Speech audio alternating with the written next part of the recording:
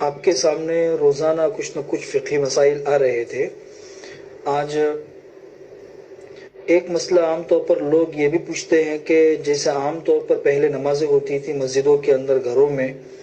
تو صفوں کی جو ترتیب ہوتی تھی وہ تو ہمارے سامنے ہے، اور صفوں کے اتصال کی جتنی اہمیت ہے وہ بھی ہمارے سامنے ہے۔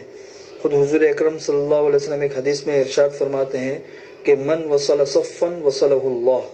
کہ جو انسان صف کو ملاتا ہے اللہ اسے اپنے سے ملاتے ہیں۔ مسجدوں میں ہم مل مل کر کھڑے رہتے تھے اور یہی اصل سنت ہے، لیکن آج کے جو موجودہ حالات ہے، موجودہ حالات کی وجہ سے کچھ ایک انسان کو دوسرے انسان سے فاصلے پر رہنے کی تاکید کی گئی ہے، اور قانونی اعتبار سے بھی بعض جگہوں کو پر اس کو لازم کیا گیا ہے۔ اس لیے حکومت کے قانون کی رعایت رکھتے ہوئے بہت سے لوگ پوچھتے ہیں کہ ہم صفیں بنائیں تو صفوں کے درمیان ڈسٹینس رکھ سکتے ہیں کہ نہیں رکھ سکتے، تھوڑا سا فاصلے سے لوگ کھڑے رہے۔ تو اس سلسلے میں یہ سمجھ لیجئے کہ صفوں کے اتصال کا جو حکم ہے یہ وجوب کے درجے کا نہیں ہے کہ صف میں لوگ مل مل کر اس طریقے سے کھڑے رہے، تو یہ حکم وجوب کا نہیں ہے۔ اگر وجوب کا ہوتا تو ترک واجب لازم آتا، لیکن یہ کوئی وجوب کا حکم نہیں ہے، اور فقہ کے اندر اس کی نظیریں بھی ملتی ہے، جس سے پتہ چلتا ہے کہ اگر ان حالات میں کچھ فاصلے سے مقتدی لوگ کھڑے رہے تو بھی نماز درست ہو جائے گی، نماز فاسد نہیں ہوگی۔ جیسے فتاوی قاضی خان کے اندر ایک جزیہ آتا ہے کہ کچھ لوگ صحرا اور جنگل میں نماز پڑھ رہے ہیں اور امام نماز پڑھا رہا ہے اور پیچھے مقتدی نماز پڑھ رہے ہیں۔ وہ جو مقتدی نماز پڑھ رہے ہیں وہ اس طریقے سے کہ ان مقتدیوں کے بیچ میں حوض ہے، کچھ پانی، حوض کے اس طرف کچھ مقتدی ہے، حوض کے اس طرف کچھ مقتدی ہے، تو اس فاصلے کے باوجود بھی سارے مقتدیوں کی نماز ہو جائے گی، نماز فاسد نہیں ہوگی۔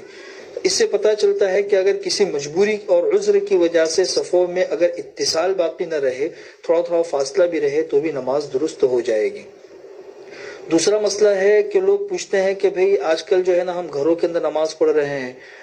ہر سال ہم مسجدوں میں نماز پڑھتے تھے، تو کیا اس طریقے سے ہو سکتا ہے کہ حرمین کی لائیو نماز آتی ہے اس کی اقتداء ہم کر لیں، یا ہماری مسجد کے اندر جو مائک ہے اس مائک سے نماز ہو اور ہم گھروں کے اندر اس نماز کی اقتداء کریں، یا ایپ ہوتا ہے، آج کل ایک ایپ نکلا ہے زوم ایپ کے نام سے، اس کے اوپر ہم نماز پڑھ لیں، کوئی کسی جگہ نماز پڑھا رہا ہے اس کی اقتداء کے اندر ہم نماز پڑھ لیں، تو کیا نماز درست ہو جائے گی یا نہیں؟ تو مسئلہ سمجھ لیجئے کہ اس طریقے سے نماز درست نہیں ہوگی،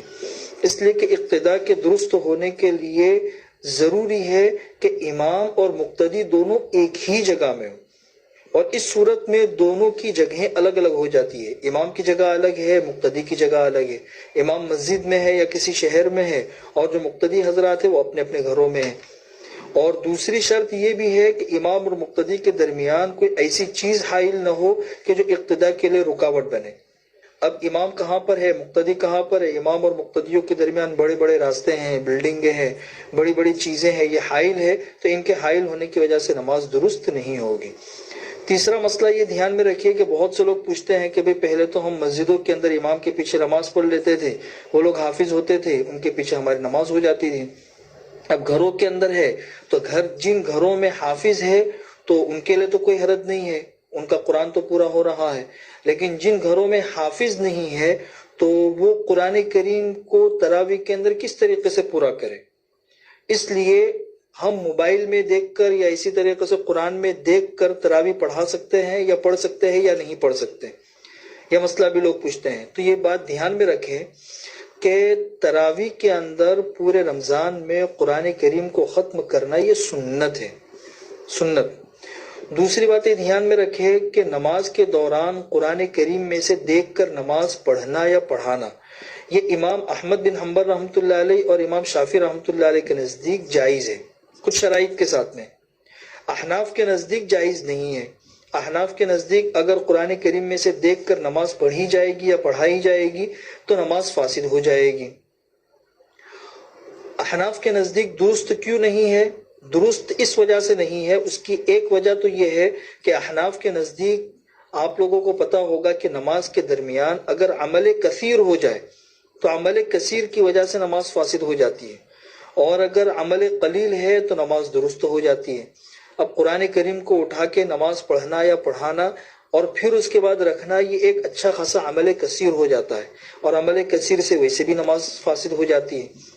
دوسری وجہ یہ ہے کہ احناف کے نزدیک ایک مسئلہ یہ بھی ہے، جو آپ لوگوں نے پڑھا بھی ہوگا، سنا بھی ہوگا، کہ نماز پڑھنے والا نماز پڑھ رہا ہے تو نماز کے باہر سے علم حاصل کرنا درست نہیں ہے۔ نماز کے باہر سے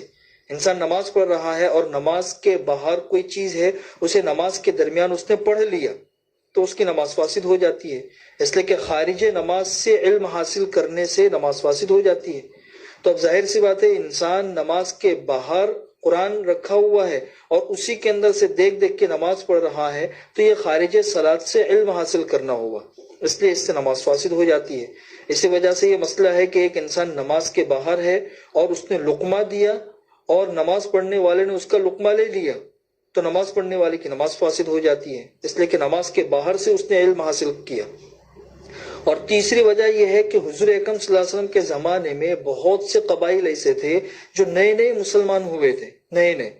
اور ان کو اس وقت ضرورت تھی کہ وہ قرآن کریم میں سے دیکھ کر نماز پڑھے، اس لیے کہ زیادہ قرآن یاد نہیں تھا۔ اس کے باوجود حضور اکرم صلی اللہ علیہ وسلم نے ان لوگوں کو نماز میں سے، قرآن میں سے دیکھ کر نماز پڑھنے یا پڑھانے کی اجازت نہیں دی۔ تو اس سے پتہ چلتا ہے کہ یہی موقف زیادہ صحیح ہے اور اسی پر عمل کرنا چاہیے۔ لوگ کہتے ہیں کہ بھئی ضرورت ہے اور ضرورت کے وقت میں دوسرے کے مذہب پر عمل کرنا درست ہوتا ہے، تو دارالعلوم دیوبند نے اس کا جواب بھی دیا ہے کہ بھئی دوسرے کے مسلک پر عمل کرنا جائز اس وقت ہوتا ہے جبکہ ضرورت ہو، اور یہاں ضرورت ہے ہی نہیں۔ اس لیے کہ تراویح میں اگر آپ پورا قرآن نہیں پڑھ سکتے ہیں تو علم ترا سے آخر تک بھی پڑھ کر آپ کی نماز درست ہو جائے گی۔ تو جب اس کا بدل موجود ہے تو پھر دوسرے کے مذہب پر عمل کرنے کی ضرورت باقی نہیں رہتی ہے۔ اس لیے قرآن کریم میں سے دیکھ کر نماز پڑھنا، اس سے نماز فاسد ہو جائے گی، اس سے بچنا چاہیے۔ اور چوتھا آخری مسئلہ دھیان میں رکھیے کہ جس طریقے سے بہت سے گھروں کے اندر حافظہ عورتیں بھی ہوتی ہے، مرد نماز پڑھا رہا ہے، تو اگر امام کی غلطی ہو جائے تو مرد لوگ اس کا لقمہ دے سکتے ہیں۔ لوگ پوچھتے ہیں کہ بھئی عورت ہے تو وہ لقمہ دے سکتی ہے کہ نہیں دے سکتی، تو عورت کا لقمہ دینا مکروہ ہے۔ اگرچہ اس نے لقمہ دیا اور امام نے لے لیا تو اس کی وجہ سے نماز فاسد نہیں ہوگی، لیکن عورت کا اس طریقے سے نماز میں لقمہ دینا یہ مکروہ ہے۔ یہ 4 مسائل تھے۔ باقی تراویح اور نماز سے متعلق اور بھی کچھ مسائل ہے، وہ بعد میں انشاءاللہ بتاؤں گا۔ کل سے کورونا وائرس سے ہی متعلق کچھ روزے کے مسائل ہے، کچھ نماز جنازہ کے اور دفن وغیرہ کے مسائل ہے، وہ انشاءاللہ کل سے بتاؤں گا۔